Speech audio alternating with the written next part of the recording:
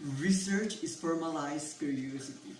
It is poking and prying with a purpose. Good morning, ma'am. I am Angelo De Climaco, one of the researchers about the socio-economic impact of the Bukidnon sugar industry to the plantation owners and workers. This study is necessary and it is important for the awareness, not just the workers, but also the owners as well. It also provides an insight to their needs and how best could this be met. The findings of this study could strengthen and contribute to the studies similar to this one. This study is also a help to the local government units in monitoring the economic prosperity of their respective municipalities with regard to engaging sugar plantation industry. Also, it would be helpful to organizations like the Department of Education and CHED in acquiring additional information about the current situation of the people and the society as a whole. It is an update on the studies of phenomenon produced by social influences and the formation of new knowledge which could be helpful as a contribution for the betterment of the society. The study aimed to find the development and expansion of the sugar industry in Bukidnon. Second, mark out the characteristic of the plantation owners and workers. Third, trace the socio-economic effect of the Bukidnon sugar industry on the sugarcane plantation owners and workers. So I'm going to present the third objectives of my research, which is the trace the socio-economic effect of the Bukidnon sugar industry on the sugarcane plantation owners and workers. During the rise of the sugar industry, it was founded to improve the economic growth of the country, but instead, it had clearly affected the lives of the people in Bukidnon since its establishment in 1977. In effect, the sugar industry has not only resulted in the reduction of the area intended for corn production, but it also affected the socio-economic and political patterns in Bukidnon.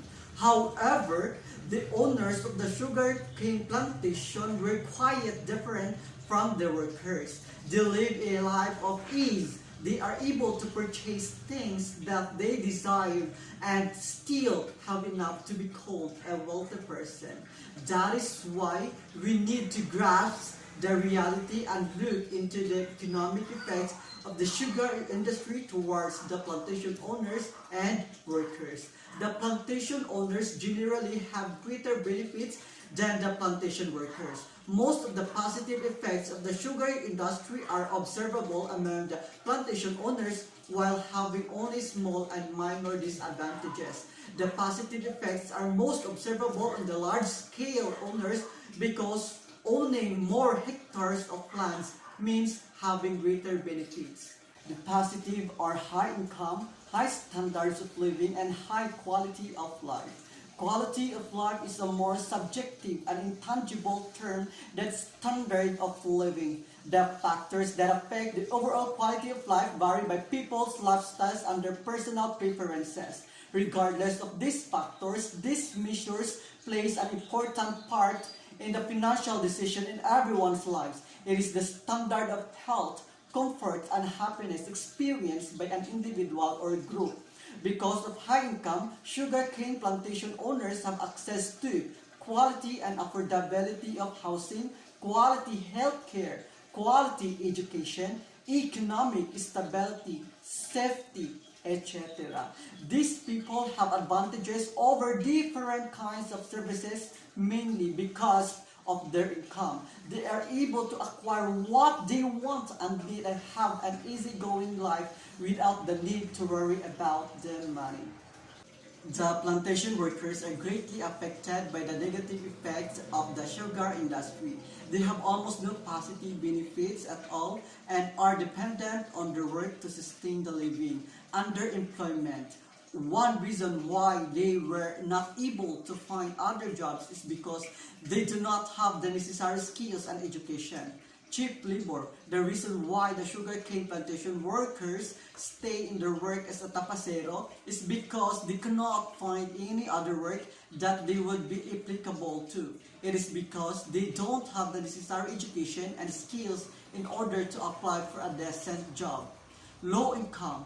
Due to low income, workers suffer from different kinds of problems that involve economic aspects such as their standards of living and have overwhelming effects towards their overall lifestyles. Because of low income, they have the disadvantages: food, health, and debt. To sum it up, the sugarcane plantation owners were classified into two categories. The large-scale owners were prosperous and have no difficulties in their economic and financial gains. The small-scale owners were different. They were economically capable, just slightly above the sugarcane plantation workers, and almost share the same lifestyle as them. There are positive and negative economic effects of the Bukidnon sugar industry to its plantation owners.